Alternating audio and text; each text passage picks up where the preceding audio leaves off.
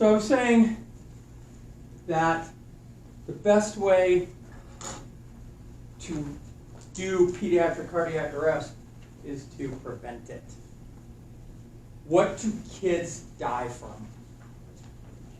So respiratory, you cheated. Undiagnosed cardiac birth defects. Okay, so yes, but that's way down here, right? Way down here. It does happen, but it's rare. Respiratory? Trauma. So trauma, yes, but we can actually make one heading and include a couple of things in that same heading. Trauma being one of them. Fluid loss, right? So it could be trauma, bleeding, or it could be the whole dehydration thing, right? And then way down here is that undiagnosed cardiac thing, or the genetic, you know, the bad valve, the whatever. So recognizing and preventing and reversing these things, this is our number one thing. Okay. Fire guys, what percentage of your call volume is EMS versus fire? 70. 70? Okay. I've heard even higher, right? It was like 80. Last 80? year was 70. It was right on 70. Now, of that 30%, how many of those were fires versus alarm activation? Because of him, yeah. Damn prevention. So 70 medicine, let's call it 20 alarms, inspection, all that shit, and maybe 10% real, like, oh, car fire, dumpster fire, house fire, mutual aid fires, right? All right, Sure. and that might be aggressive. Generous. Yeah, let's look at EMS alone and say that 70% are adult, 20% are super safe, stable kids, and 10% are sick kids. And that is being super aggressive with 10%. Right? In the fire service, what do we train more for? Fires. Even though we do it the least. In EMS, do we train the most for the kids that we do the least? No. So, and I'm just as guilty, excuse me, of that as anybody. So, that's part of what I love about PEP. So PEP is Pediatric Education for Pre-Hospital Providers. I went to Maine and did an instructor program in like 11 or 12. Loved the class. Loved it. In Maine, for medics, you have to have either PALS or PEP. Most of them have gone to PEP. Here in New Hampshire, and there's a BLS and an ALS. Here in New Hampshire, I tried doing classes for it. People, and the medics like, we do PALS. So I let it lapse. But as we go through this, you'll see it's mostly scenario driven, and it's preventative. It's, you know, recognizing. Right now, assessment. Jesus, puberty at 55. That's great. Assessment. When do we start? What's kind of the catchphrase for assessing kids? When do you start assessing them? From the door. Or from the call. From the call, right? But when we lay eyes on them, mom's sitting in this chair, and you walk through that door. Boom. And we kind of do this with adults, and we kind of do the same thing, but we don't put it in these words. What is that assessment piece? What do they refer to that as? General impression. So, well, okay, so general impression, specifically with EMS and with kids. Pediatric assessment triangle. Exactly. PAT, Pediatric Assessment Triangle. And this is from the door. This is before you ever touch them. Okay? We can walk into a room with an adult and go, Grandpa looks like shit. Right? Or, Grandpa don't look too bad. Cool, I can walk in, kind of be a little more, hey, how you doing? What's going on, right? Versus, we gotta lay Grandpa on the floor and start compression. We've done the same thing with Grandpa, we just haven't put it in these words. So, what's one of these legs of the triangle? Circulation. So circulation to the skin. What are we looking for? Color. Right? So color. What color do we want? Nice and pink. Pink would be lovely. What about if this kid's lying on the floor and he still has a leash attached to mom? You could be blue for upwards of minutes. I'm sorry, what? You could be blue for upwards of minutes. He could be blue for upwards of minutes, but ideally, what parts of him are blue and what parts of him are pink? Ideally, right from the beginning. His core should be pink. Extremities. Core should be pink, extremities can be blue. All right? So we got to also think about what age group we're talking. Okay? This is New Hampshire. Yeah, this room's full of a bunch of crackers. Right? We are not overly experienced assessing skin color on different colored folk. Right? I had a student 6 or 8 years ago. Her husband was Kenyan. From Kenya. Pure. Not one slave owner in the background. Not one. I mean, his wife is white. But not, I mean, this was the darkest man I've ever met. And I used him as an example. I said to her, I go, you know if he's pale though, don't you? She goes, oh yeah. Right? So, but we walk into his apartment, we don't know. Right? He might, okay, yeah, he's black. Right? But how on people of color, God, I hate being political, people of color, any color, how can we assess their color? Family members, how's he look to you? And I asked her in class, would that offend you or him? No. No, we appreciate it. Okay? What can we assess, though, for skin on anybody for color? Pale, gray, blue. Inside the lips. Mucosa. Mucosa. Inside the lips, right? Palms of the hand to a point, but our hands are so thick. The skin's so thick, kind of white's white. It's a little bit harder, but inside here, inside the eyelids, the epidermis is so thin, it's pink. Okay? There are other areas, but we probably get in trouble assessing those. But it's true, right? Any place where skin is pink, that means that the capillary bed's the closest to the surface. So you can see that. All right? So, sir, can you do this? Ew. Ew, right? Bad. Right? So from the door, what does their skin look like? Pink, hopefully. What else for circulation to the skin can we assess? From the door. Anybody in here dripping wet? Nope. Well, I mean, maybe armpits, but there's no sweat rolling down our faces. Our hair's not slicked back. All right? We're not...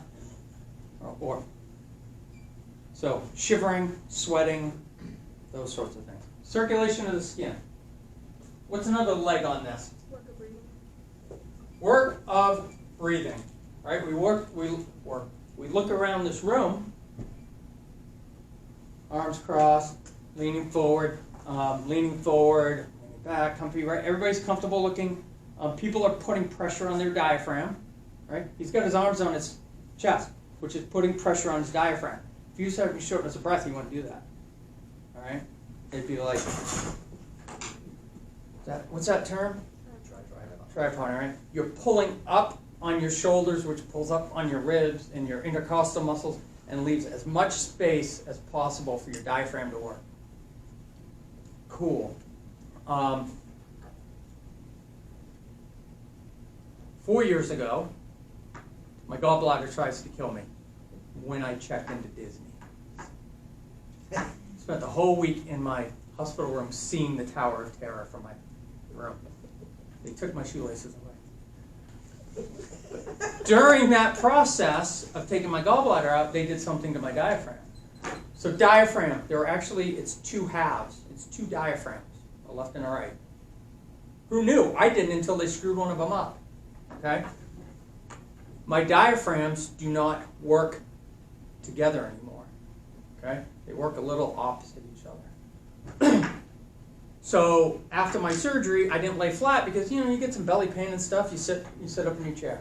Once my belly pain kind of went away, I lay down in bed and immediately became short of breath.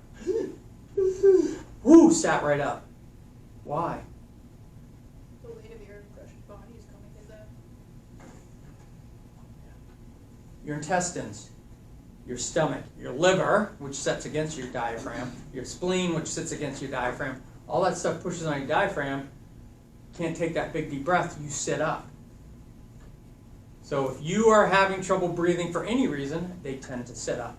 Right? You see somebody laying, and there will be people in CHF lying flat, but you're going to assume it's because their mental status is altered enough they don't know to sit up. Okay? But most of the time, if somebody's laying down on the couch, yeah, I'm really having some trouble breathing. Yeah, well, you're really speaking full sentences and you're laying flat. So from the door, the little kid's laying in mom's arms and is not like fighting, struggling, and is looking around, moving arms and legs, as opposed to this. They're probably not struggling to breathe, right? How else can we judge work of breathing from that door? Chest movement. Chest movement. Talk to him. Talk to them. And what do I hear? Yeah. From the door, really bad pneumonia, you can hear them gurgle. Ugh. You can hear them wheeze, right? So ideally, we shouldn't hear any breathing from the door. Okay? Chest rise, perfect. What are some sounds? Oh, by the way, no, I'll do that one after. What are some sounds we don't want to hear in this kid? You're going to have to speak up for me. Grunting. Grunting. Why do kids grunt? They're pushing.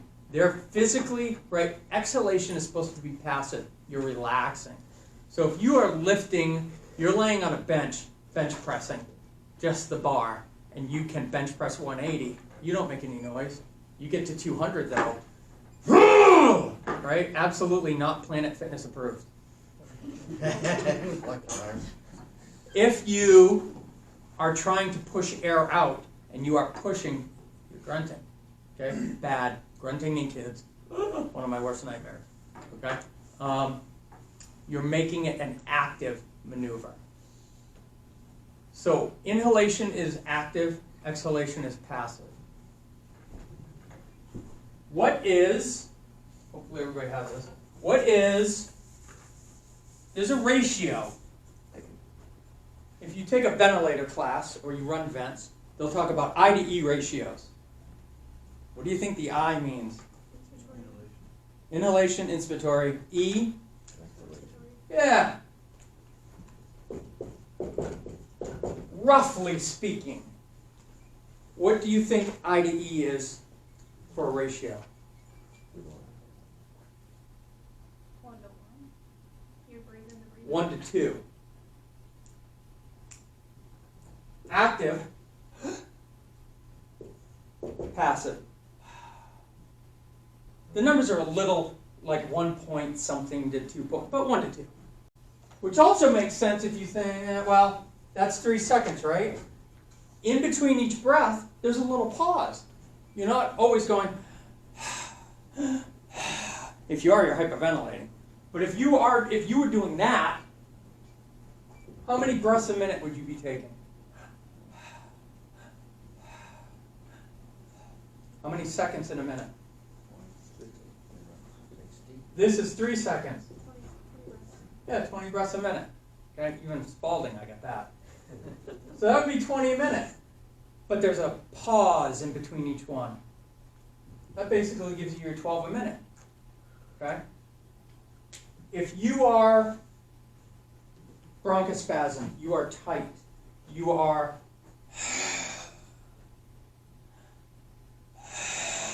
you're not struggling, you're starting to wheeze. You're not struggling to pull air in because it's active.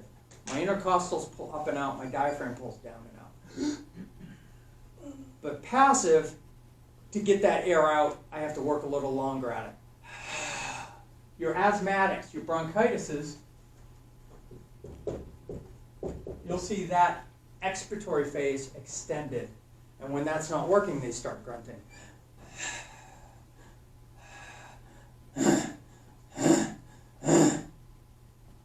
So from the door, does their respiratory pattern look normal? Right?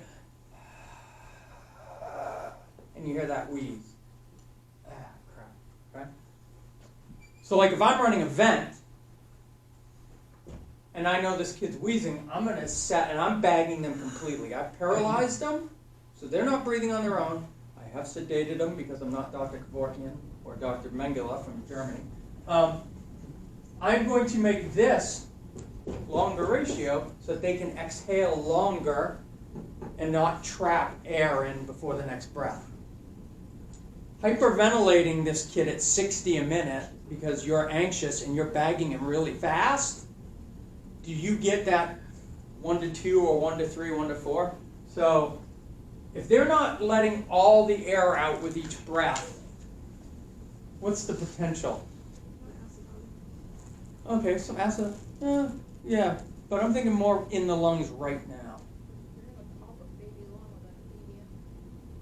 Because they're air trapping. Right? If you take in 500 mLs as an adult, so let's say this little kid, let's say they're taking in 125, and they need to let out basically 125. If they're letting out 120, then with each breath, they're keeping 5, and 5, and 5, and 5. And how many breaths does it take for them to be full, and the next breath pops along? So, and if you're breathing 60 times a minute for them, that's 30 seconds, you've just popped their lungs. Whoops. Oh my God, he's blue! Yes, yes he is. Okay?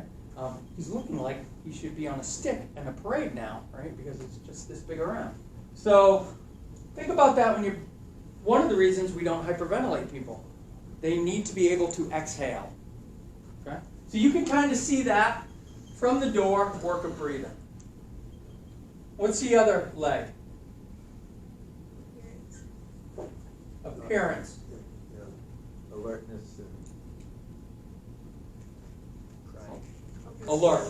Crying. Or limp noodle. Oh, I hate limp noodle babies. Even sleeping babies aren't limp noodles. I mean, they might be, but when you say something to it or you startle it, they move. Mom's holding this little limp baby, right? My daughter's first call as a paramedic in Haverhill was, save my dead baby. And they hand the limp, the kid's in a reverse, from the door, right? Bad general impression, all right? So mom's holding the kid who's sleeping. When mom stands up, the kid should kind of move a little bit. Okay, cool. All right, so parents. Is the kid looking around? Right, the kid's sitting up on mom's lap. Is he got his face tucked in behind mom's shoulders, right? Because he's shy. He's physically doing something on purpose. Cool. If he's just not good. I gave a guy some ketamine the other night for pain. I did not mean to give him apparently more than his threshold was. And for about 4 minutes, he stared at the ceiling. He was gone. I was like,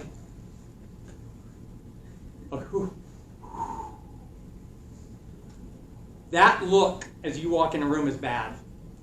Okay? He was under anesthesia. A small dose too. I was like, damn.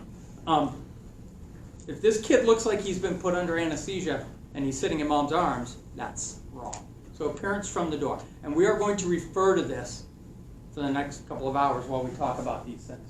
So the slides we're going to talk about, or the programs today, are is respiratory, trauma, and then special needs, which is the 0.2% and the absolute biggest pucker factor of any call. I mean, an adult with a trach, is scary. A 3-year-old with a trach is terrifying. Okay, so case presentation: 9-month-old boy, and so this is interactive. 9-month-old boy, rapid breathing in stridor. So 9-month-old, what would you expect his normal respiratory rate to be? So he's less than 1 year old. So he's a infant. Isn't it like 20 or 30 in that area? I was thinking 30. Those are safe numbers. The range, 25 to 50. For an infant. So from 1 month, EMT books say infants are 0 to 1 year.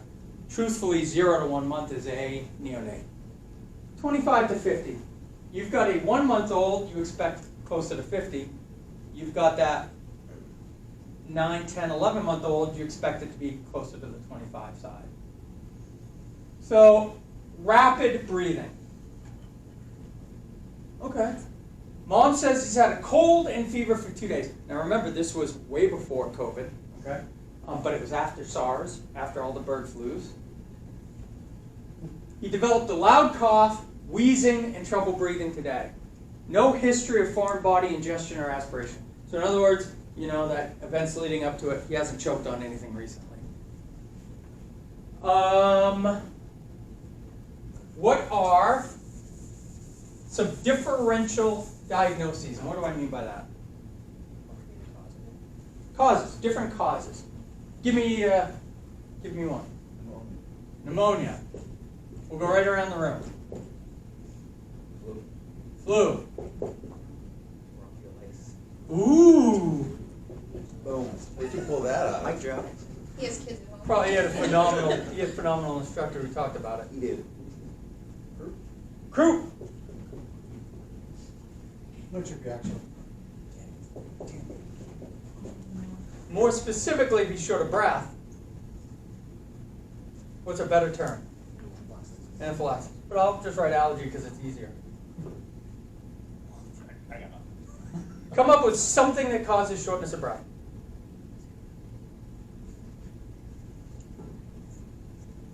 You're overthinking it. Yeah, I know.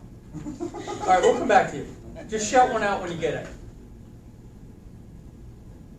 I just skipped this whole section. No. Would you like to work together as a team? 4 hours of sleep. Phone a friend. But Dave knows something, and I see it in his eyes. Injection. we'll get to you. It's going to get tougher when it gets to you, bud. All right, you guys. Oh, Paul. I'm scared. I was thinking foreign body. Foreign body. It is true. Epiglottitis with the stridor. Ew. It's the worst. Closing steam on those things. Don't look at that slide. Just tell me what things cause shortness of breath in a kid.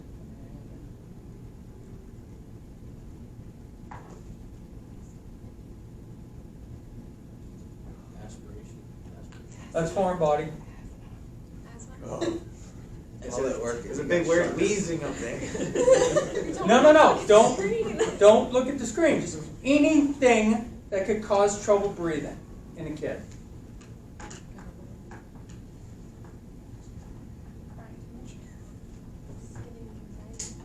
Last beating. Hint. Trauma. Yeah. So, let's go crazy and say pneumo. Well, you took out the knife and took away, I was just gonna say pain, in general. It doesn't have to be trauma. RSV. All right, there, fancy one. Tell everyone what RSV is. Respiratory syncytial virus. It's basically, it can happen in adults too. It's like flu, but worse for kiddos. Yeah. We do a little swab on them just like flu, and they're super sick. So these are all great examples. Hemothorax, pneumothorax, right? Pain, fractured ribs, right? Kid could have gotten his ass kicked by dad for crying, right? So we got to do an assessment. So we'll keep these in mind. Loud cough, wheezing, trouble breathing. Automatically, oh, croup. But what do we want to know about the cough? It's like a barking cough. It's almost like a Yeah, what sound is it? You know, when he coughs, does he bark? Does it sound like that? That's croupy, right? But kids who are asthmatic cough. That's probably the #1 way we diagnose asthmatics in little kids. Every time I lay him down, he coughs. He coughs, he coughs, he coughs. It's 2 o'clock in the morning in the ER. He won't stop coughing. Then goddamn sit him up. He's got asthma, right? Because when he lays down, he gets a little short of breath. You cough to increase pressure in your lung to expel, my E went away, to help with the E. Okay? Give the kid a neb treatment, he goes right to sleep, which is counterintuitive because we just gave him a med that should make him jittery. But, oh, we opened up his lungs, and he's been awake for 20 hours, so he goes to sleep. Perfect, right? So appearance, he looks sleepy, but he responds to the parent. A little pale. Audible stridor. What is the sound stridor? Oh, yeah, we're going to talk about lung sound. Sounds that we could hear. Let's start with stridor. What is stridor? Closing of the airway, yeah. Okay. So I think of stridor as, think about being a kid and you're in your backyard and you put that blade of grass between your thumbs and you go, and you get this high-pitched squeal because you took this really small area and you put air through it through something that would vibrate. You make your vocal cords really small, your vocal cords will vibrate, and you get this high-pitched squeal. Stridor. I hate stridor. Give me another lung sound or respiratory sound you might hear. Wheezing. Wheezing, all right? Followed by a cough, okay? Wheezing. Rails. What are rails? Rails, rails. Rails, I call them rails. Tomato, tomato. What are they? Is that lower, is this the COPD one? Now I'm going to stab you. Yeah. Ooh. What causes rails? That's all I already said. He already wants to stab me. Now you can redeem yourself. Fluid. Tell me why so red over there. Fluid in your lungs cause rails. What's a better term for that? Crackles. Crackles. Right? So we went from using the term rails to crackles quite a while ago, and I resisted it because it was one of the nursing terms.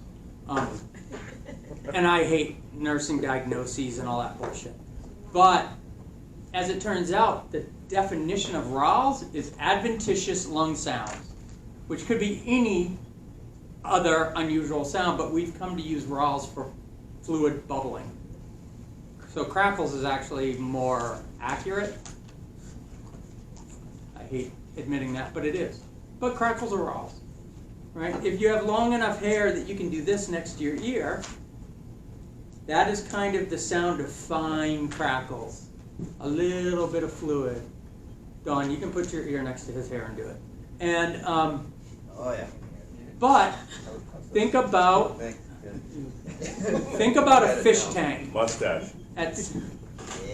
Yeah, pull your mustache over to here. Please don't. So Please don't. at some point in our lives, we've been around a fish tank. You get the little skeleton, right? This little bucket fills up with water. With air, and it goes. My bubble. Inhalation, exhalation. So that is the sound of a lot of crackles. Is that bubbling that you can hear? Put a stethoscope. Yeah. Yep. And if so blowing air through a straw into milk, you hear that bubbling. Bad crackles. You hear that from the door, you're in real trouble. Yeah. And if you hear what sounds like you're blowing air through a straw into a milkshake, that's rhonchi. What's rhonchi? What is air moving through? So fine bubbles are moving through fluid. What is rhonchi air moving through? Mucus. Mucus, yeah. So milk versus a milkshake. Okay. When you are assessing, you go, I don't know if they're rales or rhonchi.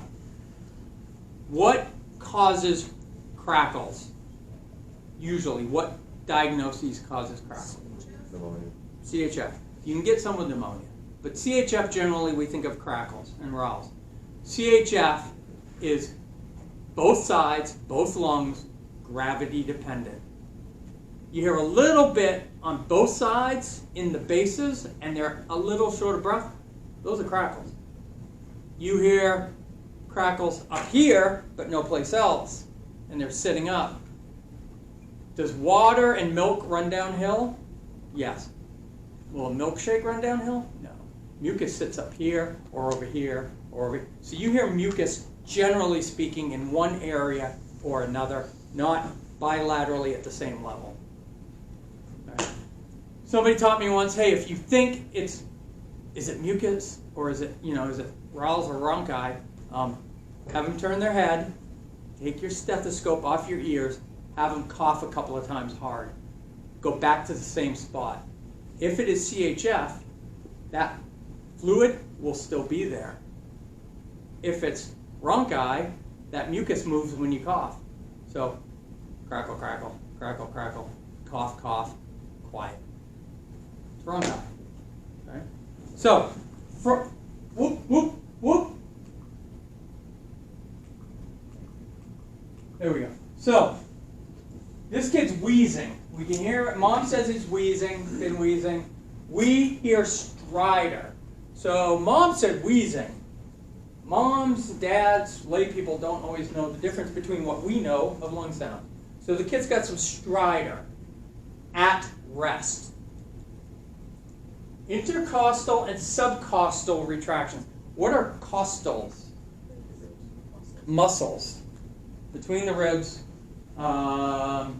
In the chest wall. So he's working kind of hard. Think about the fact that kids are belly breathers. Their intercostal muscles are not that strong yet. So their diaphragm does more of the breathing. That's why their little bellies move out more. So when they're working so hard that they're creating that much negative pressure that their little rib muscles get sucked in, that's retractions. They're working really hard. Okay? No obvious drooling. Cool. Prefers seated position. Yeah, he's having a little trouble breathing. So when we think of epiglottitis, we think of stridor. What doesn't match up here, though? So there's wheezing? Hmm? No wheezing? He's not wheezing, though. Mom described it as wheezing, but we're hearing stridor. Epiglottitis tends to drool, right? Everyone in this room, please don't do it because some of you will puke. But you can literally reach in the back of your mouth with that length finger and touch your epiglottis. It's just the back of your tongue, right? If that gets bigger because it's inflamed from a viral infection, bacterial infection, it gets bigger and it hurts.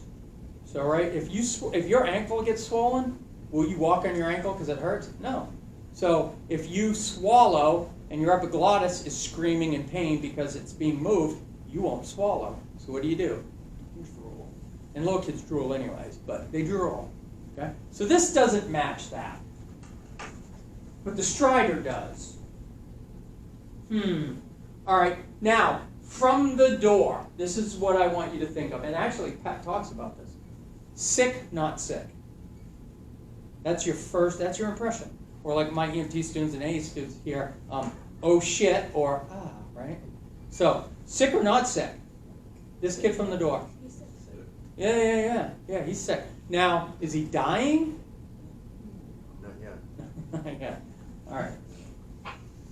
So, sick. Distress versus failure. Talk to me about that. What's the difference? He's still maintaining his own airway. So he's maintaining his own airway. He's working hard, but not exhausted yet. Not exhausted yet, and he's still oxygenating. He's still perfusing organs and cells, right? So you can be in distress and be stable, but when your cells start to fail from lack of oxygen, that's failure, okay?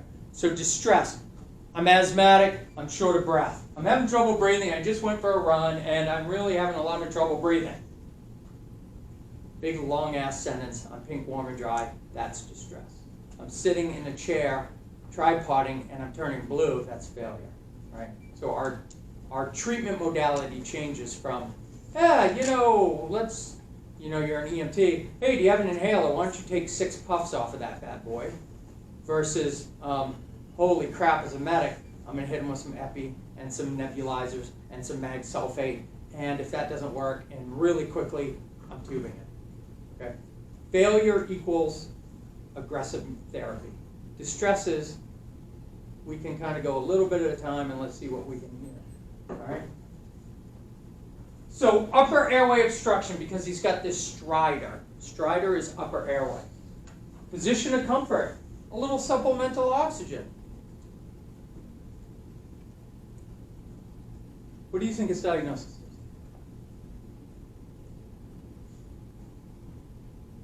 I'm not sure. Okay. Why not? I'm not going to pick on you all day either, just because you're a fancy charge nurse. I'm going to go around the room and pick on everybody equally. I think there's more questions there. More questions to be asked, yeah. Is it cough productive? I mean, you're at the doorway still, and or are you? Well, we're now into the room because we're talking to Mom already. And you start off with the cough was strong. If the cough is strong, you can eliminate pain, pneumo. What's the FB? well, pain, pneumo. If the cough is strong, there's full air behind it. Yeah. So they must have taken a deep breath prior to the cough, so that's why I said you can probably rule out pain. And I'm not saying any of them could still be there, but you're looking for differential diagnosis, right? Yep. Pain, pneumo, what's the FB?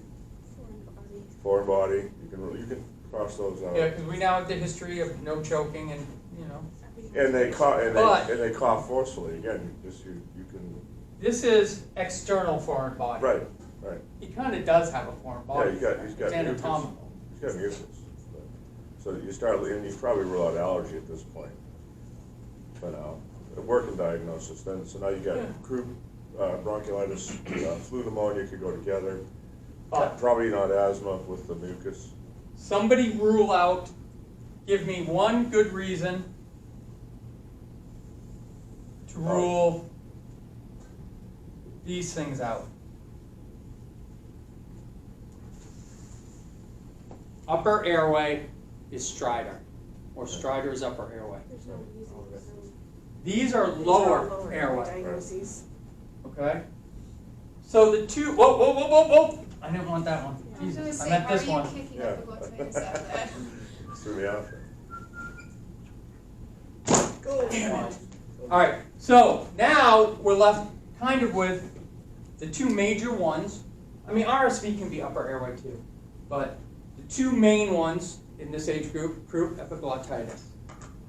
We don't hear that seal bark, so kind of leaning away from croup, but we don't have any drooling, which kind of leans us away from epiglottitis. How long they been sick? Doesn't say. Well, it's like I said, you have more questions, so if Yep. you're not drooling, now you're looking at, if there's dehydration, the drooling's gonna be reduced and stuff, so that can mask something. So if they've been sick for 3 days, Okay. now you gotta find in and out. So, even before we get to some of these other questions, in my mind, when I look at a choice, what will kill them first? What's gonna get rid of the stridor? Hmm? You're talking about what's gonna get rid of the stridor, not the airway? No, just first off, what will kill them first, croup or epiglottitis? Hepatitis. So that's the one I'm most worried about. Even if it has some of both categories, that's the one I worry most about. That make sense? Okay. So, a little supplemental oxygen. The kids sitting up, 9-month-old kids sit up and look around and they get fussy and cranky. Are we going to put this kid on a non-rebreather? No. So how do we give this kid supplemental? Blow by, yeah. A little teddy bear. Yeah. Little teddy bear, or I saw a neb mask for kids once that had a little dragon on the nose. How in the name of God is this right to put a mask on a kid that goes? 15 minutes later, this kid's blind for life. God almighty. Have mom hold the mask. Right? Mom holds the mask. See pictures in books about, well, put the supply tubing to the bottom of a paper cup but don't use styrofoam cup. They'll chew on it and choke. Oh, come on. If mom holds something under the kid here, the kid's going to be mostly cool with it. And at some point may get curious about it and start reaching for it. That's great. Epiglottitis. One of our primary treatments for this kid is don't piss him off. Don't make him cry. Don't make him do anything. So if this mom holding this oxygen mask gets him cranky, okay? So, airway, stridor, breathing 60 a minute, inspiratory stridor at rest, SATs are 96. Is this kid distress or failure? Yeah. Circulation, so he's over 60, he's tachypnic, we're a little worried about that. Heart rate's 160, 9-month-old, high, low, normal. High. Yeah, 160 after he comes squirting out of this little canal, 160 is pretty common. You get to be 9 months old, 160 is pretty high. Pulse is strong, blood pressure 90/70. I'm not taking a blood pressure on this kid, I'm not making him crank. He is alert, no signs of injury. Perfect. So, we're pretty much back to these two. Upper airway obstruction, probably croup. Now, you can get stridor with croup, right? So both of these things are upper airway irritations, infections, and swelling, okay? Upper airway, just kind of general overall raw, a little bit of swelling is croup versus just the epiglottis. So if your throat is sore, as an infant, you may very well drool, whether it's croup or epiglottitis, okay? I would, either way. I would want to hear this kid cough. I wouldn't make him cough. But if I heard him cough and you heard that seal bark, yeah, okay, that's croup. And there have been a lot of kids where I've looked and gone, and then they've coughed once, and I've gone, oh yeah, that's it. Or maybe we were leaning towards, RSV, regular flu, whatever, and the kid coughs once, and croup. And the mom goes, he hasn't coughed like that. I haven't heard him cough once in 2 days. Well, lucky for us, he just coughed in triage. Okay, he's got croup. So, ABCs, seriously ill, and the kid is ill, but because he's got this airway obstruction starting to occur. Supplemental oxygen, ALS. Inhaled epi? Yeah, I mean, at my level, I can do epi. Nebulizer for the A's? Yeah, that wouldn't hurt. We do it a lot with croupy kids. Is it necessarily make a difference? I don't know. It makes us feel better though. All right? But sometimes croupy kids do open up their airways a little bit and get a little bit better from it. Do we stay and play or load and go for this kid? Yeah, let's get started to it. If I have to do something ALS-wise that can make a difference right now, I'm going to do it right now. But otherwise, I'm probably, hey Mom, why don't you carry Teddy to the ambulance and let's put him in his car seat and let's go for a nice smooth ride, okay? Now, we're going out to the ambulance. It's February. And suddenly, you don't hear any more stridor walking to the truck. That's your croupy kid too, okay? The cool air. Your epiglottitis will not get better with cold air. To be safe, if you think epiglottitis, we don't give this kid anything to put in his mouth. Anything. Because, right, it's right there. I didn't touch anything, so I wouldn't puke, but it's right there. You're welcome. You put that pacifier in his mouth, it could be bad. Now, the croupy kid, you could give him a popsicle, right? You put ice packs on ankles, we can put ice packs through the form of a popsicle in a kid's mouth, and it will help a little bit. Plus, it'll keep him happy, right? Some of his questions: how long has this been going on, right? Epiglottitis tends to be quick onset, right? They get this infection, and the epiglottis swells, and they become symptomatic, and they spike a fever. Wham! Croupy kids tend to be sick for a couple of days, getting a little bit worse, and then suddenly, they're barking, and they've got a fever, but it's more of a gradual onset. That can be another tool to help you. All right? So, here are some of those differential diagnoses. Viral infection, inflammation of the larynx, trachea, and bronchi. So croup, the nebs can help if it's we're calling it upper airway, which includes that area. So you could certainly help with the nebulizer. Most common upper airway disease, lots of kids get it, late fall, early winter. I remember spending a weekend one January in Ohio at my in-laws, sitting on a deck at night, sleeping, wrapped in comforters, because my son Brian had croup. And he was fine during the day. As soon as you'd lay him down, he'd start barking. He didn't feel good, but he was fine. All right, out onto the deck we go. He's like 3 years old, wrapped in a comforter, and I'm wrapped in a comforter, and we sat on the deck, and he slept great. I survived. So, respiratory secretions, vocal cord and subglottic.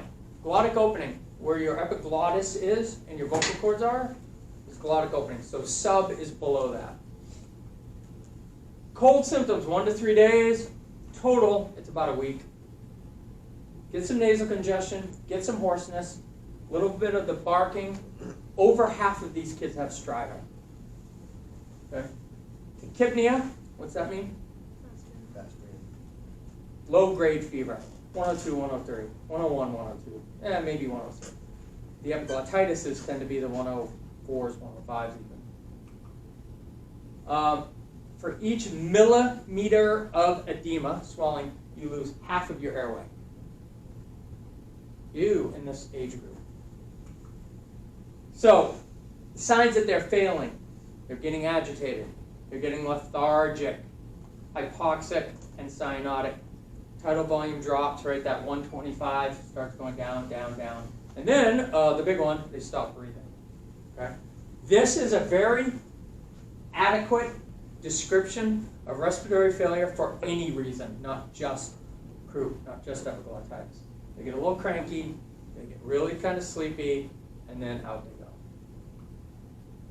So, positioning them, yes. Some oxygen if we can, cool mist. Take them outside, cool. Like, if I've got this croupy kid and he looks kind of sick, let's go out on the porch while we talk. And by the time we get some of those questions done, the kid's already sounding better or looking better. That's a pretty cool therapy, okay? Because he's inhaling cool or cold air. That is your ice pack. Do not stuff an ice pack in this kid's throat. But taking those cool breaths helps with the inflammation. If he's not alert, bag him. If the kid is not responding, he is not alert, bag him. It goes for any process, any cause. And ETI, endotracheal intubation, oh, that's a great thought. A 9-month-old, which, not many of us have ever had to intubate as a medic. So, high-risk procedure. So, a little bit about, and I know here in New Hampshire the A's aren't doing nebulized epi, but you certainly can do albuterol on this kid. But remember what epinephrine does, right? As an EMT, you know what epinephrine does if you think about allergic reactions or anaphylaxis, right?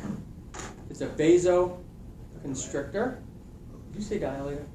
I was thinking. Oh, I was looking directly at him. I was like, yeah, he knows. All right, so, right, vasoconstrictor, bronchodilator.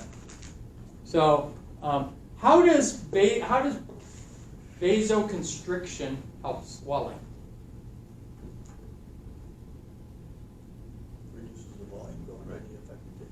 Yeah.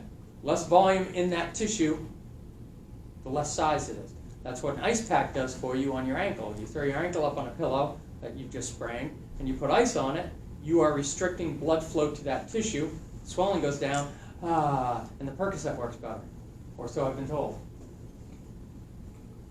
So, Racemic Epi or regular epinephrine, we can do that in an inhaler. 0.5 and 3 mLs of saline, and we would do that just like we would with albuterol, right through a neb. So you might have an intercept, and if I was an EMT or if I was an A, and I had a sick, croupy kid that might be, well, I can give him a neb, and I might still keep the medic coming, just to be safe. Right? Because this will work better than the albuterol will. Okay. So at the ER, the kid gets a little oxygen, a little nebulized epi. He's given steroids orally, goes home 4 hours later. Perfect. Steroids, what do steroids do? Decrease swelling. Yeah. So, perfect. Most common cause croup, largely supported for us. A little epi certainly would work. So,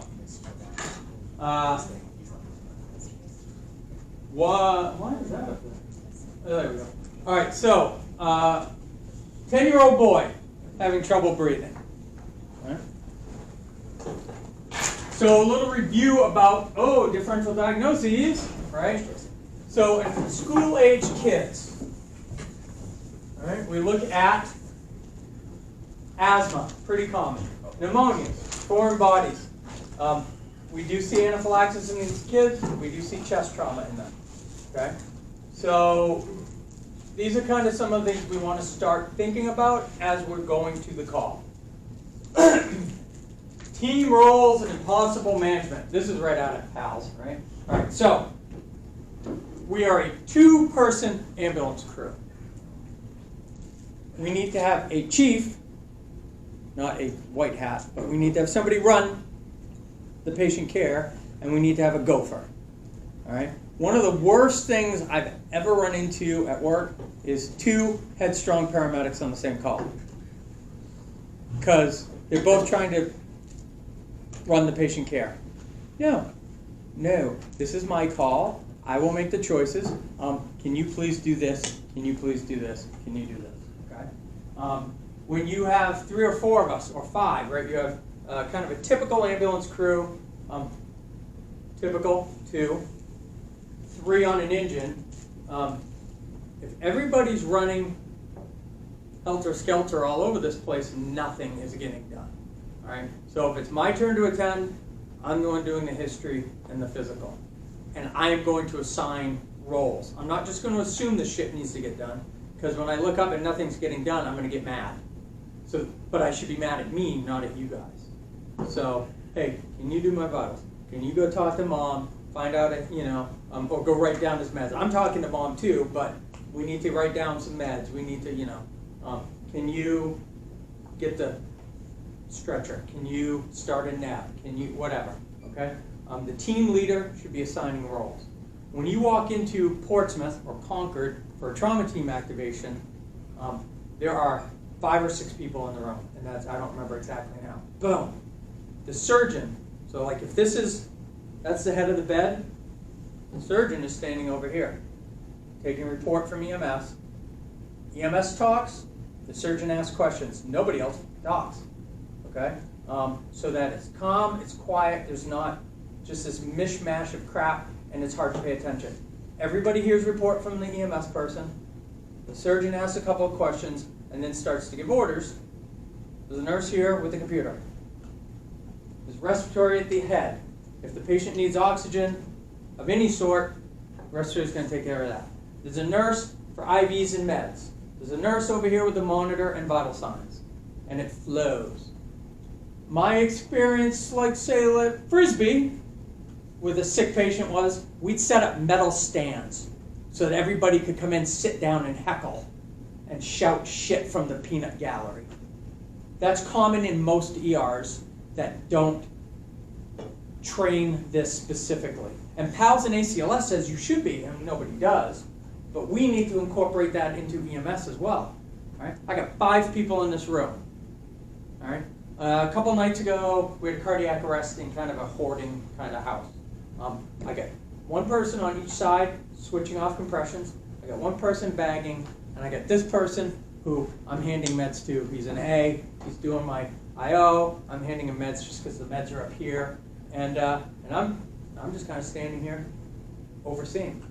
Okay, so you do this, you do. And then when rescue came in, so that's 2 ambulance crews and 1 of the rescue folks.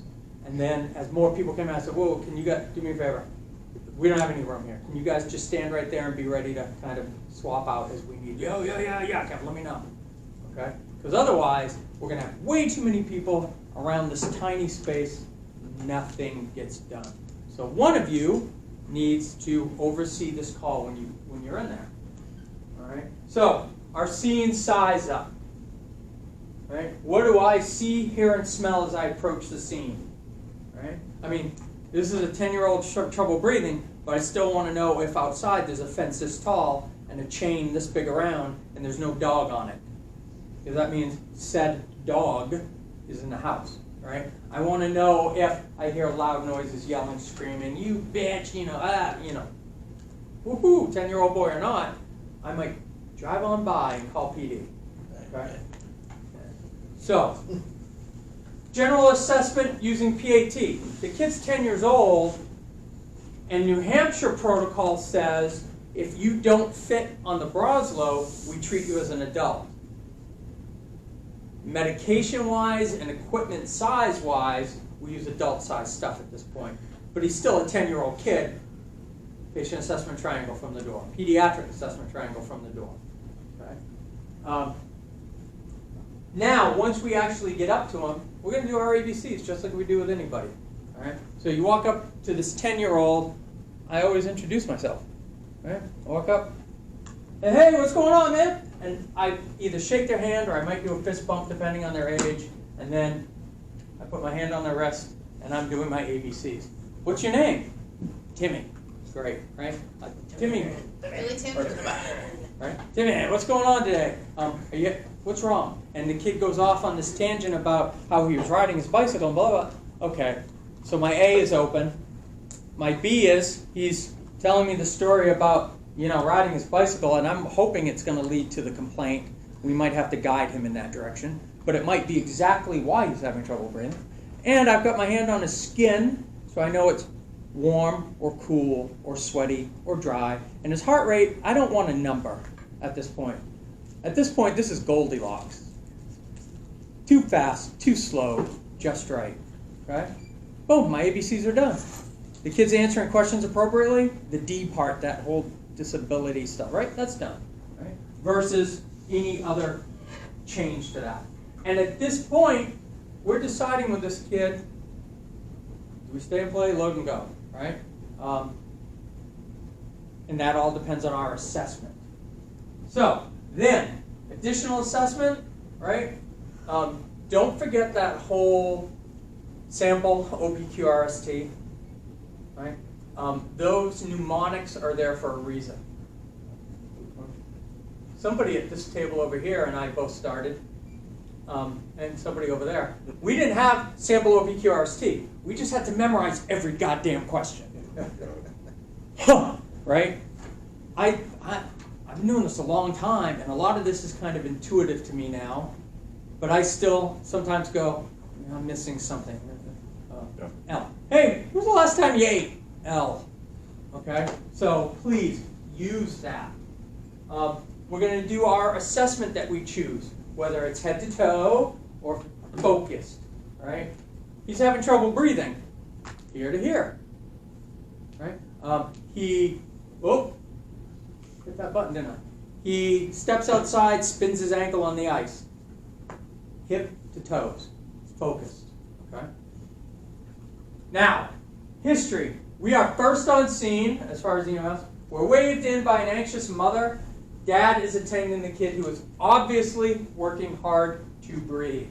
So, ding, ding, ding, ding, ding.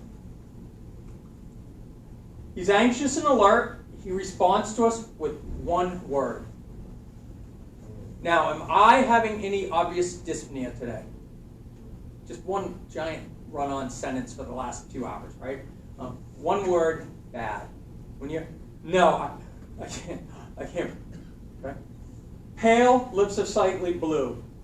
Seated, he's tripoding, retractions, nasal flaring. Kids are nose breathers, right? We know they're belly breathers, but also, and some of you have heard me say this before, like my kids were little, younger, right up to about the age of 10. Every once in a while, I'd walk by him, just stop and pinch their nose shut and laugh. 10-year-old kid will go, and I'd be like, come on, Brian, just breathe through your mouth. My wife would be in the kitchen go, will you stop that? I'm like, no, I'm playing with Brian. Because it's reflexive nature to breathe through your nose. So they will make their little nostrils trumpet bigger to pull more air in. They send you home as a newborn mother with a little blue bulb syringe. So if your kid has trouble breathing, you can suction his nose because it's just junk in his nose. But this kid won't open his mouth to breathe. The 10-year-old will figure it out after 3 or 4 times. But he's got some nasal flaring. Okay? Audible wheezing from the door. Sick or not sick? Sick. Okay. Now let's go into the sick side of it. Wicked sick or a little sick. Wicked. Yeah. So distress or failure? Yeah, I'm going towards failure, right? He can't speak more than a word. We need to intervene quickly on this kid. Well, the blue lips, even without the other presentation, the blue lip is failure. Yeah. Now, sick. Boy, I'm going to disagree with distress for those reasons we just said. So, it is far better to be aggressive with your decision, overly aggressive with your failure distress, than it is to underestimate it. Okay. Now, granted, PEP is written by the American Academy of Pediatricians. They got more experience with kids than me. Great, but I'm still going to call this kid failure. All right, and it's lower airway. He's wheezing. So his airway's patent, no stridor. He's 10 years old. What should his respiratory rate be?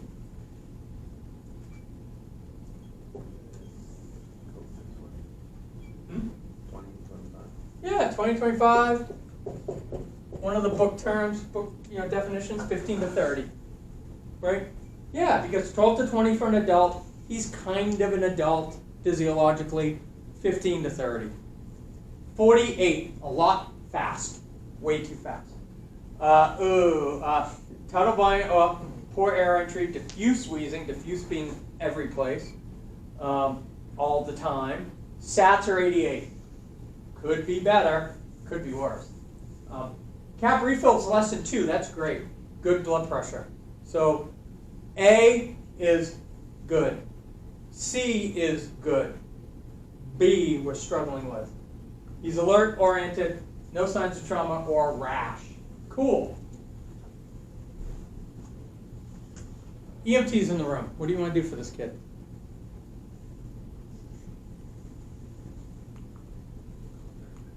Keep the appearance part of this in mind when you make your choice. Come on, what do you want to do? This is not rocket science. I was like, someone's gonna skip over. We're about to have a gunfight. And a fight is a two-way thing, too. Maybe a All right. little oxygen? How about you be more aggressive with the little statement? A lot of oxygen. Non-rebreather. Everybody say that. Non-rebreather. Non-rebreather. Thank you. Maybe with the BVM out just in case? Yeah, the alert part makes it hard to bag this kid. Bagging conscious patients is hard. Okay? It's a very labor intensive. For an adult, it's hard. I want you to take a breath in. I'm going to help you breathe. When you exhale, I'm going to let you exhale. You don't breathe against me. I won't breathe against you on the count of 3. Okay, breath. Anxious 10-year-old, are you going to bag this kid real easy? No. Non-rebreather, perfect start. A's, what are you going to do? Neb. See how fast the A's jumped right on the Neb and nobody piped up with non-rebreather? You said You asked for the EMTs. EMTs. Well, that's why I'm sorry. But the A's piped up with the Nebs quick. The EMTs took a while to come up with a good BLS. BLS before ALS. All right, so yeah, a Neb. What do you want to do for a Neb? Duo Neb. So. Do they already take one? I mean, is this I don't care. Well, yeah, you do, because if they're already if they're chronic and they already had the Neb, then you go right to the duo. That's true. Duo Neb would be I'm going to do a duo Neb with this kid 100% of the time Anyway, first yeah. and every time. 2 drugs in a duo Neb. What are they? Yeah, that works. Epitrol. Atrovent. I don't like ipratropium bromide any better. Atrovent's the same drug, okay? Atrovent and albuterol. They work on 2 separate portions of a nervous system. What nervous system does the albuterol work on? One opens, one dries. Correct? So you are 75% correct. And the reason, no, you'll see why in a minute. Sympathetic nervous system, fight or flight. When you have a home invasion and you are trying to either run away or fight to the death, that's your sympathetic nervous system. It dumps adrenaline into your bloodstream, right? Well, the albuterol is a sympathetic drug. It's a sympathomimetic. Mimetic means it works with this system. So it simulates and stimulates the sympathetic nervous system, which causes bronchodilation. Because if you're fighting these 3 home invaders, you need to pull more air in. So you bronchodilate. Okay. Now, Atrovent works against the parasympathetic. So if your sympathetic nervous system is going, your brain's going, goddamn, hold on, dude, that's a little much. Let's slow that all down a little bit. We don't really need to be so bronchodilated. Let's close those down a little bit. And the parasympathetic nervous system tries to reverse that. So while you're giving albuterol, this parasympathetic nervous system's working against it. Atrovent is a parasympatholytic. Lytic means it works against. So it goes in and blocks that. So it lets the albuterol work easier. So if you give just Atrovent, which you could because we have it in a drug box sometimes, it won't do anything, okay, to help you emergently. But it makes albuterol that much better. Okay? Now, in the old days, there wasn't protocol, but we used to use atropine. Atropine's the same classification of drug, and it worked great. Now, she said dries you out. The parasympatholytics, atropine, Atrovent, will help dry secretions. Okay? So that if you are sick and you got a bunch of secretions in your airway and stuff, that can help with that too. Okay? But its primary job is to allow the albuterol to work better. So every wheezing patient, except anaphylaxis, and I'll explain that in a minute, gets Duoneb. And like our protocol, which is based on evidence-based medicine, says up to 4, and then you go with just albuterol. It's because there's a max dose for Atrovent. It's not that more will hurt them, it just won't do anything more. Blocking all the receptors, so that it just sits there. It's all blocked, right? So now just albuterol is fine. The studies say that Atrovent does not make a difference in anaphylaxis. Okay, but if all you have in your drug box as an A, because that's what your hospital gives you is Duonebs, you give that to your anaphylactic patient, even though it's not in the protocol, because you need that albuterol. Okay, don't let that cause you. So this kid right away, hey, Don, get a Neb running for me. Do you want? I want Duoneb. Okay. Now he's 10 years old. Most of our drugs at this point are going to be adult-sized doses. What's your dose? He's getting it, right? Yeah, he's getting 1 Duoneb, which is technically 2.5 milligrams of albuterol and 0.5 milligrams of Atrovent. Now, how often do we repeat that? 5 minutes. Now, at the end of a nebulizer, is that nebulizer super efficient at providing that mist? No, you start to get drops and it's at the end and you watch guys tap it, right? So we can repeat it at 5 minutes, right? If you put 2 in there to start, are you administering 2 right now? Or is that spread out now over 10 minutes? So really you are giving 1 now and 1 in 5 minutes. Volume-wise, it is spread out. So I do it all the time. And that's the way I document it. I'm not lying. I'm putting both in a cup right now, but they're not getting it in 5 minutes. It is being spread out over 5. So they're getting 3 mLs over 5 and the last 3 over 5, and it's more efficient, more effective. You have less downtime of like, okay? Will it hurt this kid? No. It's going to help him. Will it make him a little Mexican jumping bean? Maybe, hopefully. Because if he starts getting jittery, you know his sympathetic nervous system's working. All right? You see in an ER, you'll see sometimes they'll do continuous neb.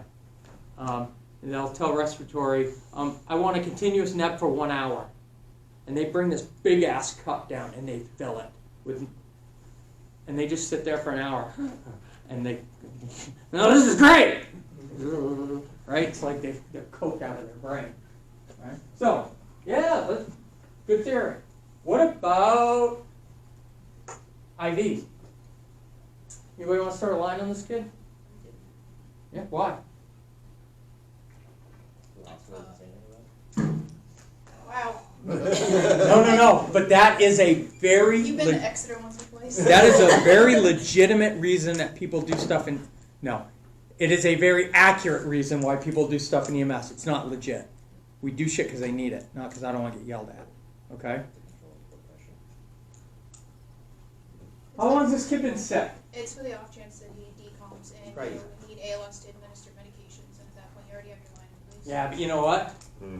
In the matter of 30 seconds, I can put central IV in this kid with an IO. Here. Well, no, but an EA can go, "Vroom." I got an IO. It's just as fast as putting a central line in their neck.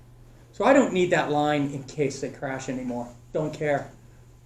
This kid's been breathing fast for a couple of days. He's sweating.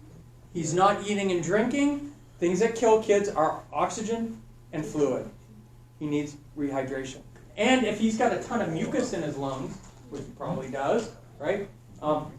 You give IV hydration, IV fluid to rehydrate, that mucus will moisten up and it's easier to expel. So a fluid bolus on this kid, even though his C is fine, is a great idea. Okay? Position of comfort, absolutely 15 liters.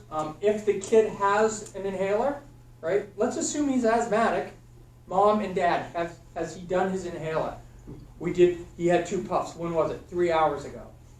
Why 3 hours ago? Because what are the instructions on it? Or 4, right? 2 puffs every 4 hours as needed. So moms and dads don't know they can give this kid more because they've been told he can only have it every 4 hours. So directions say, you know, Right. it's a rescue inhaler. Right. So our protocols say what? At the EMT level, if they have an inhaler, how many puffs do they take? 6 puffs every 5 minutes.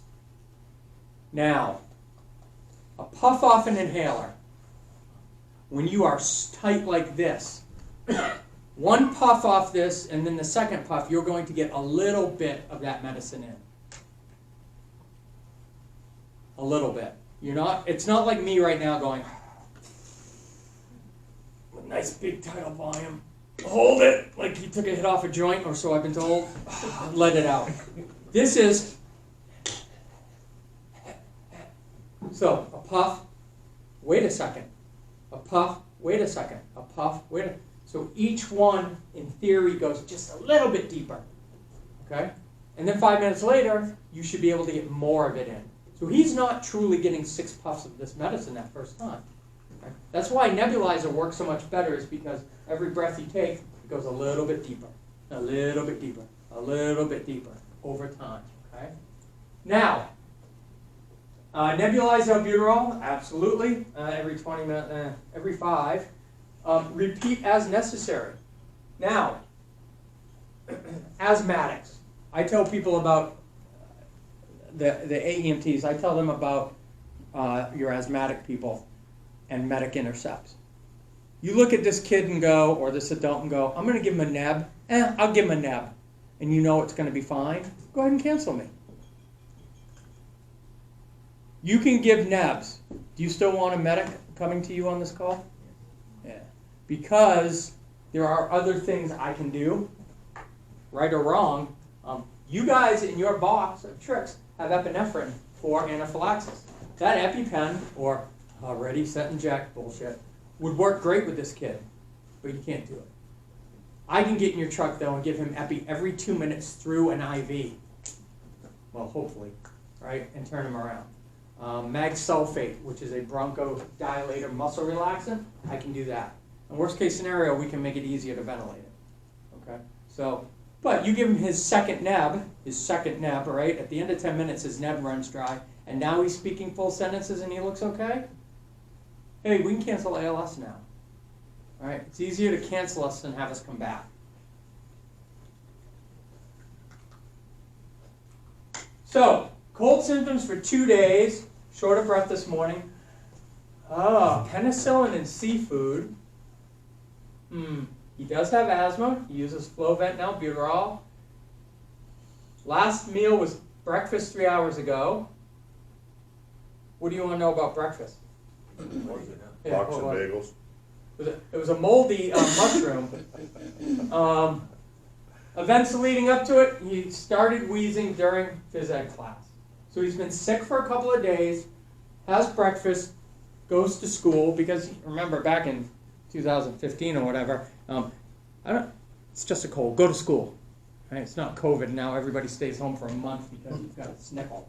All right? So, but as he got sicker, he went to gym, he started wheezing. All right, so asthma, most common chronic disease of childhood. And when I was a kid, they said, oh, asthma won't kill you. I never had an inhaler when I was a kid. My mom didn't want me to get dependent on it. So when I had an asthma attack, I'd literally lay on the couch for 3 days and wheeze. It was great. Just great. So now, do I feel sorry for her that she is oxygen dependent COPD because she smoked? No, not really. I love her. But, okay, so. Calm as a bitch. All right, so death is rising. Hey, here's a little tidbit for you. There's a ton of kids that live in big cities who are diagnosed asthmatic because they wheeze, right? They move out into the country, their asthma goes away. How come? Yes, but not what you're thinking. Country air. Because the incidence in big city apartment buildings of roach infections and roach shit in the walls is so high, it is a irritant, and these kids develop asthmatic symptoms. And they move away from the city and the roach shit, and their asthma goes away. Man, I wish I grew up in Lowell. All right, so we do see kids die from asthma, unfortunately. So questions we want to know about, do I think a neb or two is going to make this kid better? Well, here's the history we ask. Mom, tell me, has he had worse attacks than this? Is this a normal attack for him? Has he ever been intubated or in an ICU before because of it? If the answer is yes, ooh, baby, it's going to be a week before I poop, right? Because pucker factor here is pretty tight. If the kid's already at 10, has been intubated or been in a unit because of his asthma, okay? More than 3 ER visits in a year. That's pretty high severity, all right? More than 2 admissions.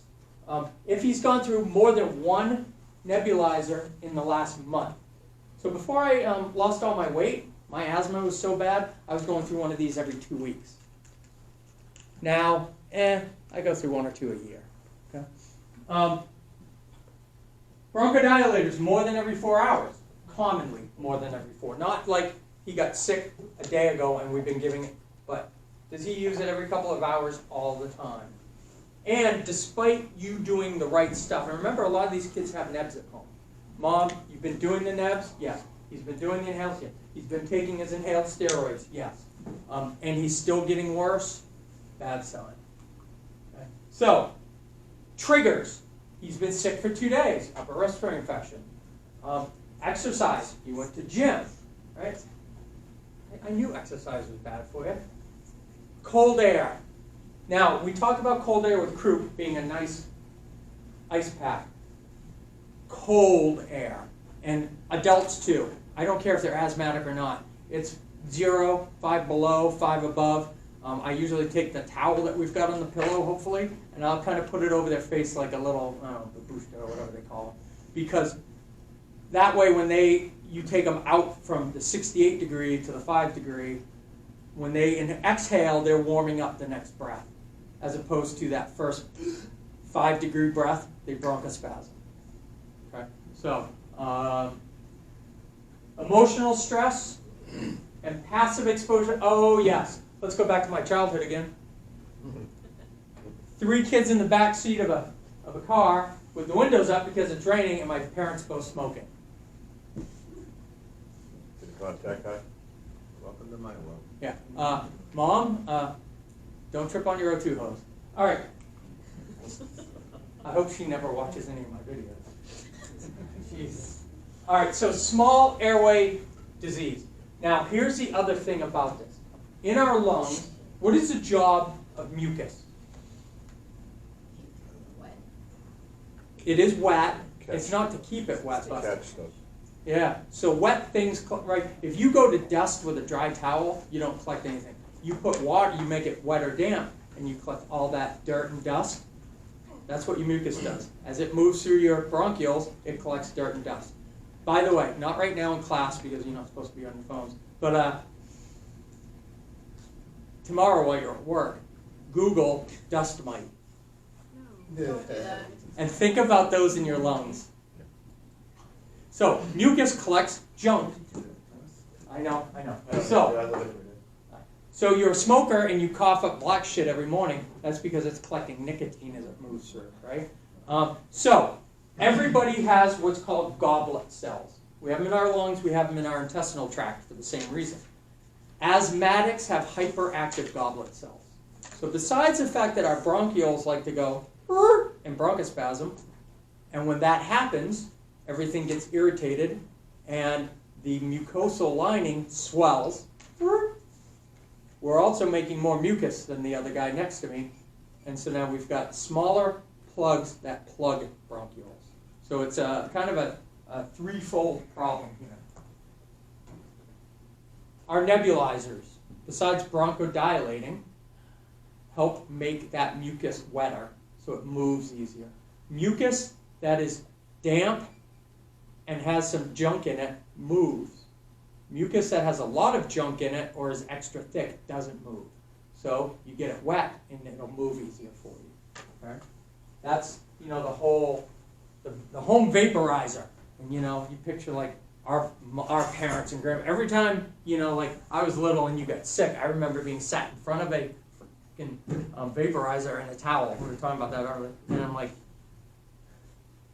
whew, boy, this is like Miami in July.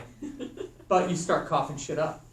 The other thing, when I give a nebulizer to somebody, I always tell them, hey, just so you know, in a couple of minutes, you're going to start coughing more. Because the mucus is going to start to loosen up. It's okay. I'll give you something to spit into. Don't worry about it. Okay? So, because they think they're getting worse. Oh, my God, I'm starting to cough. No, you're getting better. We're moving stuff. Okay? So, signs and symptoms. Tachypnea, tachycardia. Heart rate, respiratory rate go up. Retractions, because remember this kid's still 10. So unless you're Jack Reacher at 10. Anybody see that yet? I binge watched it yesterday. Great show. Anyway, unless you're him at 10, you're not this jacked kid. Your intercostals are still weaker than the 20-year-old. So you'll still get some retractions. Wheezing, decreased breath sound. Pulse ox can be normal because he's compensating. Remember, kids compensate really well and then fall off the cliff and die. Adults start to decompensate kind of slower and longer and then slip off the cliff. Kids go, I'm great, and jump. So his sats might stay good for a while. Okay? Now, people go, wow, we got to be careful with like epinephrine or albuterol because we're going to make their heart rate too fast. What makes you more tachycardic? A little bit of albuterol or hypoxia? So if you bronchodilate with albuterol or epi, and you're moving more air, your heart rate should come down from that. So maybe you just even out at what you were. Okay? Beware of the following. Altered appearance. They're not holding themselves up. They're exhausted. They won't lay back, right? Speech, short speech patterns. Severe restrictions and air movement and retractions. These are all, I should start bagging this kid if I can. Okay? So, position of comfort, absolutely, non-rebreather, and if you can get albuterol into this kid. Now, you are an EMT, and you are in the house, and the protocol say you may assist with, right? Mom, when was his last nab? Well, 3 hours ago. We can only do it every 4. Assisting in this case is mom. Fire it up. Start another one while we get ready to go. Right? Mom is the one administering it. You are just telling her, Mom. Right? Because is that going to work better than 6 puffs on an inhaler? Yes, it is. Now, Mom's going in the back of the ambulance with you, right? So, if I take this neb line and I put it, because he's on a non-rebreather and a neb, and maybe he's on a cannula and his neb. If I hook that nebulizer up to my oxygen and Mom goes in the back, is she still administering it? That's the way I'd look at it. Okay? No, and the state's not going to argue it. Mom started a nebulizer while we were in the house. We hooked it to the oxygen. Mom continued it while we were en route for our intercept. Take a medication with Yeah. a family member. Right, absolutely. They know the ventilator needed. Exactly. All right. Now, if the kid's level of consciousness drops and you can bag him at this point, bag him. Okay? Now, I said, ooh, a cannula and the neb. Think about a non-rebreather, right? Face mask. So as an A or as a P, we can take that nebulizer and hook it into the bottom of a face mask. I'm administering that. I don't know with you guys whether that would get you in trouble or not. But you put this kid on a cannula at 6 and have Mom put the neb in his mouth. Right? He's still getting a lot of oxygen. That might not be a bad way to go about it. All right, so let's go back to his allergies. What's he got for allergies? Seafood and penicillin. And he's got a history of asthma. Let's say, like this is pretty cut and dry. He's been sick for a couple of days. He went to phys ed. Now he's wheezing. He had a bagel for breakfast, right? This is asthma. What if you weren't sure? Do you go, well, he's got asthma. It could be asthma. Could be anaphylaxis. What could you do for this kid? Lung sound? He's wheezing anyways, right? Use the weight reaction protocol. Yeah, if you're not sure, hit him with Epi, right? Because Epi is going to work for asthma faster than albuterol will. Do not give Epi as an EMT or an AEMT to your asthmatic. You'll get in trouble. He was at a restaurant eating. He's wheezing. He had lunch an hour ago at a restaurant with French fries. Well, damn it, they cook seafood in the same oil sometimes. They're not supposed to, but they do. So, Mom, does this look like his? Yeah, he said it looks like both. Great. Here's your albuterol, you're doing ab, and here's your EpiPen. Right? Worst case scenario, you've just saved his life. All right. So if you're not certain, go down that anaphylaxis protocol because that's got your nebs and your inhalers and the albuterol. Okay. Because if he is an anaphylactic patient and you treat him as an asthmatic, he is going to die. Okay, he needs the Epi. I do this scenario with RSI paramedics, and 9 out of 10 of them don't go down that anaphylaxis route because they just don't. Oh, he's wheezing, and he's asthmatic. You know, no. L, last oral intake, allergies. If there's any potential for the anaphylaxis, go down that route. All right, so he gets 2 nebs en route. In the ER, he gets continuous neb, IV steroids, and goes to the pediatric ICU. Acute asthma exacerbation. This is a pretty typical presentation for this diagnosis, okay? And it's not an unusual presentation in real life. Most asthmatic kids are fairly well controlled, and you're never going to see them. And some of them are just, it's brutal. They have, it's like that brittle diabetic. You go to that diabetic,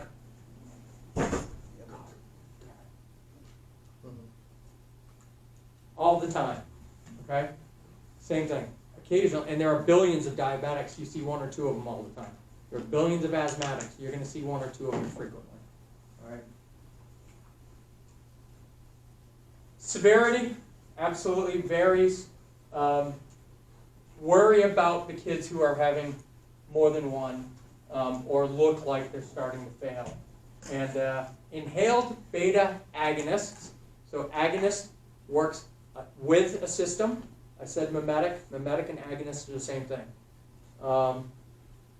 And oxygen, cornerstone. But don't forget, if you can do an IV, give them some fluid. You've got a 65-year-old who's got high blood pressure, and their pressure's 200 over 110, and they're short of breath, and you're not sure if it's CHF or asthma. Don't give them fluid, right? But your 10-year-old kid who's got asthma, give him a bolus of fluid. Give him a couple, 250. You're going to make him better. Not as fast as the DuoNeb, but it's going to help. All right, so use this assessment. Use your ABCs to look at these kids with respiratory symptoms and be aggressive with them. Worst case scenario, you help this kid with his albuterol inhaler and he didn't really need it, so what? Worst case scenario, you give this kid Epi and he's not anaphylaxis, you're going to help him anyway. Okay? Worst case scenario, he doesn't need Epi, he's just jittery for a little bit. All right? So what? All right? A buddy of mine was a big asthmatic. Not big, he was a scrawny kid, but he had a lot of trouble with asthma, and he was allergic to a lot of different things. And this, I love him, but this dumbass would eat like a Snickers bar every once in a while. Or he would have a bad asthma attack. And he'd end up in the ER. And he, back then we didn't have albuterol. We used a drug called Alupent, which was more like epinephrine. And they'd give him Epi. And they'd give him steroids. And he'd come home. And man, you could throw a Frisbee any place in the yard, he'd catch it. It was great. But it didn't hurt him. They pumped him full of stuff, My son, Scott, at 10 or 11, had an anaphylactic reaction to a bee sting. They pumped him full of Epi and albuterol and prednisone, and he lived through it. Came home, a couple of hours later, just a little jittery. So I was told I was fishing in Virginia, but that was a tough couple of hours waiting to hear back. When your wife calls and says, Scott's been stung, his face is swelling up, what should I do? My wife's an ER nurse. Take him to the hospital, right? And then you get the phone call, yeah, we've met the medics, they're doing that, and you call the ER that you work in and say, hey, let me talk to my, who's taking care of him, let me talk to him. You can't, they're busy. I will reach for this phone and kill you. What's going on? It's a tough couple of hours. But you know what? He did fine. He was just a little jittery. Okay? So don't be afraid to treat these people, because a little jittery is better than compressions. Right? When kids code, they don't do well.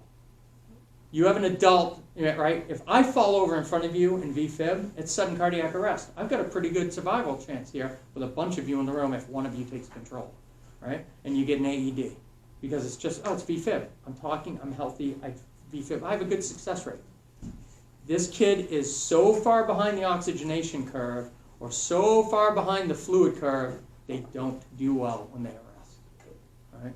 Now, their little hearts electrically will run for hours on epinephrine, but they're still dead as hell. All right? Any questions so far on this?